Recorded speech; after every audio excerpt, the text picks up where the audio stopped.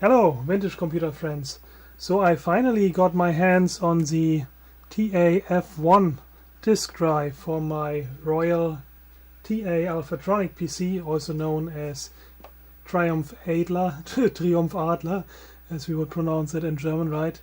Triumph, of course, like Triumph, like in English meaning, and Adler is basically the eagle, right? So very US kind of name, you know, the triumphant eagle PC, which is a Z80 based CPM machine from Germany about 1984-1985, and I always wanted to have one of these, and they're extremely rare. So the company went through a lot of, you know, mergers and acquisitions and rebranding, and this machine wasn't a big seller. So in the end, the company merged with the Royal typewriter company in the US, and those last batches of machines that didn't sell very well elsewhere in the world, like in Germany especially, were then sold in the US under the Royal label, just rebadged. And the machine was conceived and planned in Germany, right, as I said, by this company TA, Triumph Adler.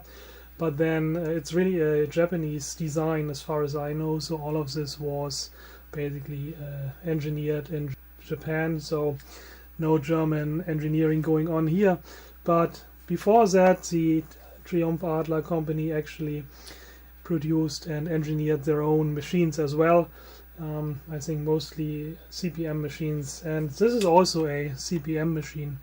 And yeah, they are incredibly rare, and you have better chances actually finding one of the Royal branded labeled machines in the US than a TA labeled machine in Germany on eBay. And the disk drive, they go for $300 to $500, insane prices. So I was lucky to get this for basically $200. And if you need a disk drive, then you'll have to get the F1, because this includes the controller, right? And the second disk drive, F2,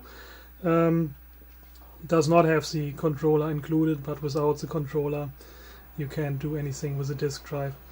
And I finally have a setup now with which I'm extremely satisfied, and I'm going to, you know, share a little demo with you. And I also wanted to give some hints and tips and tricks basically to other Alphatronic PC owners, users. For example, there are various options how to connect monitors. But let me start by, you know, firing up the machine. And if you don't have the disk drive connected, then you get Microsoft ROM BASIC, and you can just use the machine as is, right? And that's what I did in my first Alphatronic PC demo video, when I didn't have any disk drive, and we were just running ROM BASIC, and yeah, so that works well. And yeah, without disk drive you also have an option to just burn an EEPROM.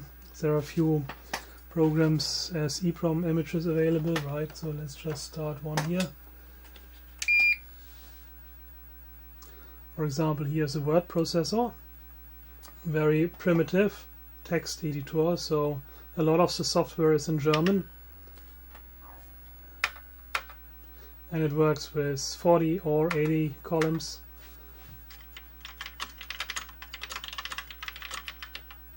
And the keyboard is pretty good.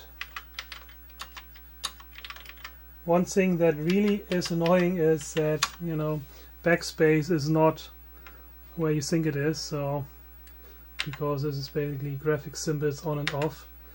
And in order to go back and edit something, you'll have to find the cursor key and then use this delete button here, which is also the insert button. So the keyboard layout is really annoying. The keyboard is of good quality, very usable, and you can also connect a printer to this, which is, it has a standard parallel Centronic ports, and you've got to make your own cable. On one end it's basically a 3.5 inch IDC 34 pin standard cable connector, right, like a floppy drive cable. I think that's 34 pin, right? Or is it 40? Well, but one of these cables. And then on the other hand, other side is just Centronics standard male plug in my case here for my printer. And so there's a dip switch inside the machine which sets whether you are using the serial port, because the machine also has a DB25 serial port. You can also connect a serial printer to that, or you just use the standard Centronics parallel port printer like I do here.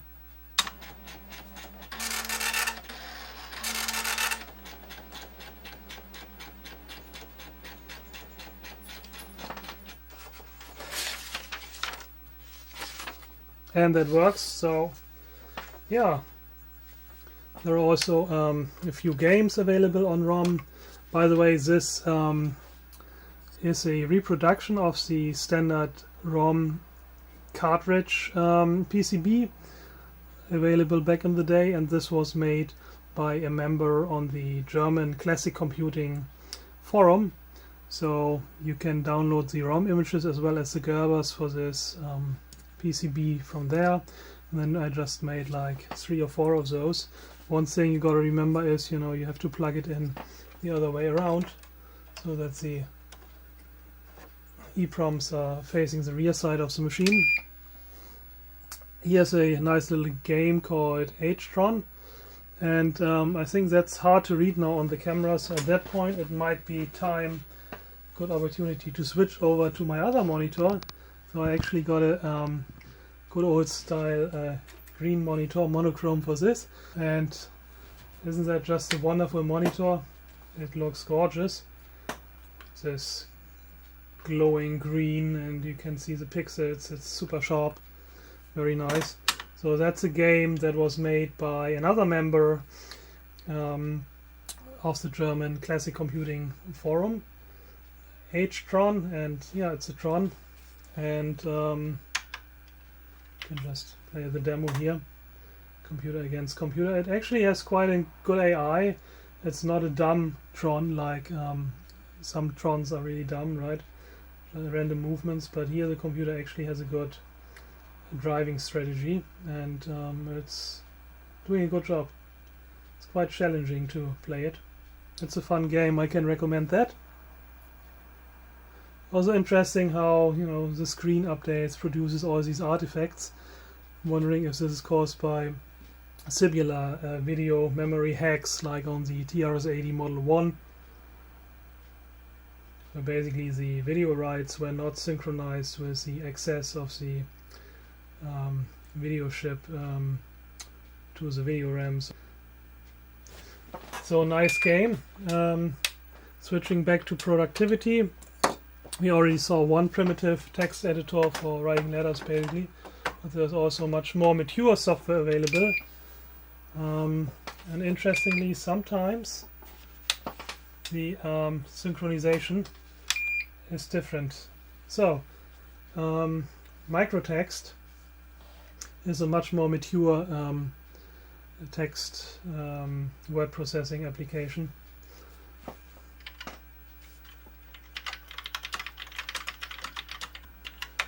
Yeah, and access to the printer also works for this one as well. Okay, so much for the green monitor. Let me actually show you that the machine is capable of producing some good color output by showing you microtext on the color screen, right? So that looks quite a bit better. And you will also see some games in color. I also have the MStrat CPC monitor here, and see the way that is set up here is this is the TTL RGB video output here, and in order to connect this to something like the Sony here or the MStrat CTM, which is an RGB monitor, you will need to build your own converter box basically. Obviously your monitor needs to make 15 kilohertz, but then you will also need a simple circuit that basically mixes horizontal and vertical sync into composite sync. And this is what this little circuit accomplishes here in the box. It's basically an AND gate, or that ORs basically combines these two signals, right, produces the sum of the horizontal and vertical sync and produces a composite sync signal. And you can get 12 volts for driving this circuit also from the video port here. And then there is a 5-volt regulator, right, and this is being used then to drive the NAND gate here, and that works well, right? And as you can tell, it's a very sharp, nice, crisp image. And the way I set that up here is it has a socket, basically a DIN socket for the MSTRAT CTM monitor, so that I can directly plug in the monitor. But then I also have like a MSTRAT to RGB cable, which then goes into the RGB port of my Sony here. But let me also fire up the MSTRAT CTM monitor. So the image quality is actually better than what you see here on the camera. So here I have to actually do something to my brightness control here, which is glitching, right? I think it needs some contact spray or something, or a new potentiometer.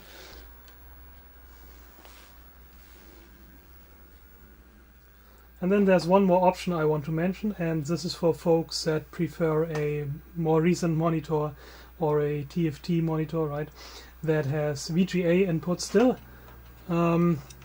So you can just get one of these GBS-C, GBS control boxes from AliExpress, and that has a VGA output. That actually would also work for HDMI, so you can really connect modern monitors to this. So this is an upscaler. And you see it also has a VGA input, and this is where you can connect the Alphatronic PC, but you'll need to make a custom cable, right? So I made my own cable basically, Alphatronic video output on one end and standard VGA on the other end. And with that, the GBS-C will do the composite signal mixing, right? The sync mixing, and also do the frequency scaling. So let's see how that looks like. It should find the signal, and there it is. And yeah, so that's quite a straightforward solution for connecting a modern TFT monitor to the Alphatronic, but of course requires making this custom cable, right? Alright, and now for a quick demo of the floppy disk drive, the F1. And it was quite a bit of work to get this up and running, because of course the floppy drive was defect, so I needed to find a replacement on eBay, right? And so nowadays you pay like $100 for a replacement TEAC. What is that actually? This is a FD54A that was inside there. So that's working then, right, after quite a bit of work. And the way I set it up is I have a Gotek here, right, as the A drive, and then the physical floppy drive is a B drive, so that way I can just boot different images from the Gotek.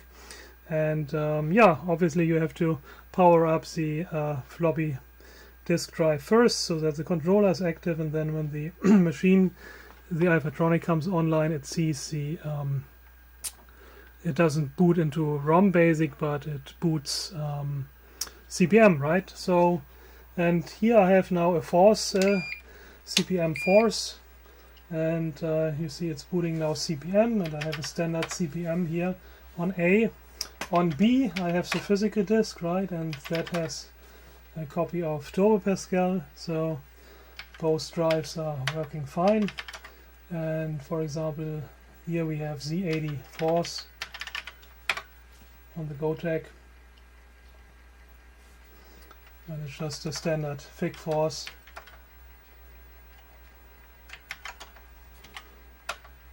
Works Turbo Pascal on the physical drive.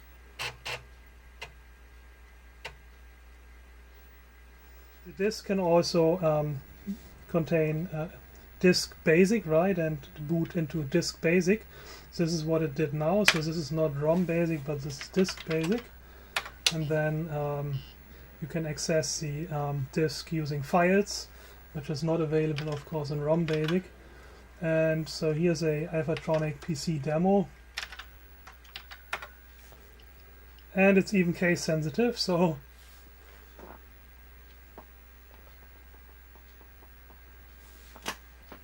again, brightness is challenging.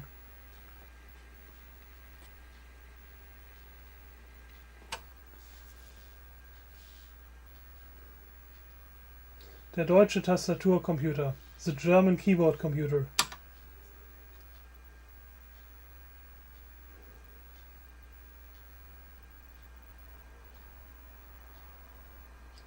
Alphatronic PC. So here it says, okay, one feature is that it has a German DIN keyboard, which in my case it doesn't. It's the US or English version, right? But usually you would have the German umlaut C, of course.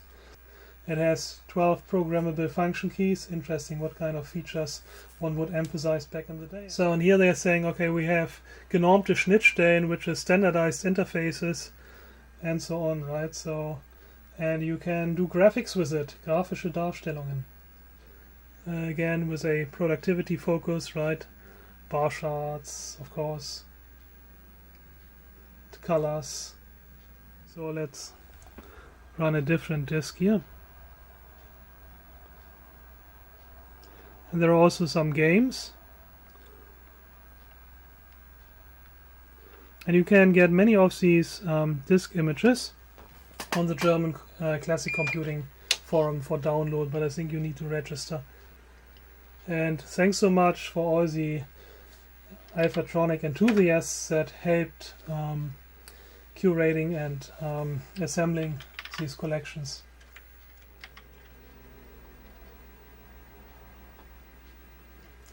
Graphic programs on F1. For example, 3D graphics.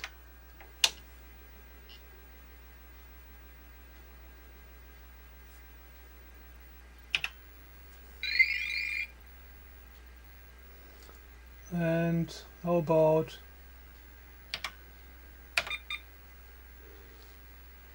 well, the graphics capabilities of the machine are very limited, as you will see. I mean, it actually doesn't have a graphics capabilities. It's character block graphics, basically. And I think they are also not redefinable. There was an add-on graphics card for this machine, but I don't have that, unfortunately. So it's basically like the TRS-80 Model 1 block graphics that just use characters. And wait and wait. And now something is happening. Actually created the graphics for us. I'm not entirely sure. That doesn't look like block graphics to me, like character block graphics. I don't know how they accomplished this, given that the machine does not have redefinable characters. Not too bad. Let's see if we have another demo program here. Oh yeah, I wanted to demonstrate the sound capabilities, which are basically non-existent, but I mean, at least it has a beeper, right? Computer music. Random music.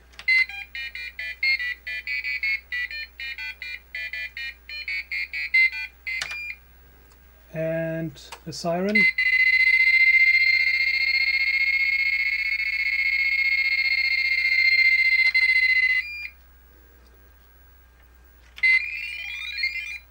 This is the clock ticking. Clock.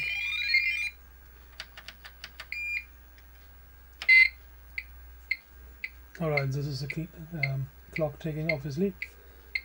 And then we can also play the organ.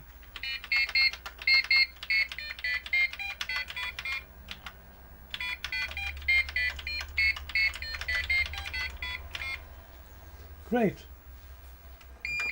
I think Slot Machine was quite fun.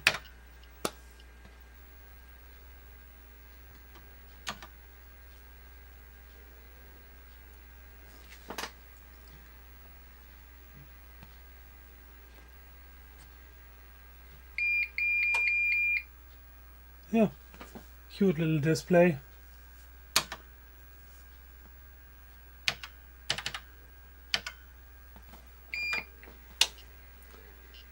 And 17 plus 4 blackjack is also a fun game.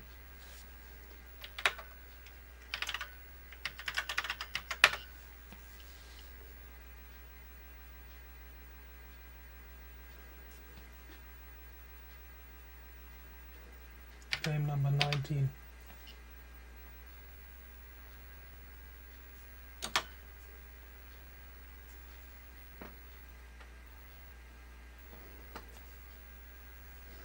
Yeah, let's have one more card. Okay, I lose. Well, we also have COBOL, and we have microprolog, MuLisp, M80 assembler, MBasic of course as well. So obviously all the CP/M standard software works. Let me quickly boot into WordStar. This is a version that they slightly extended or adjusted for the Alphatronic, I think, because it uses color. I've never seen that for WordStar before, but other than that it's just a standard WordStar.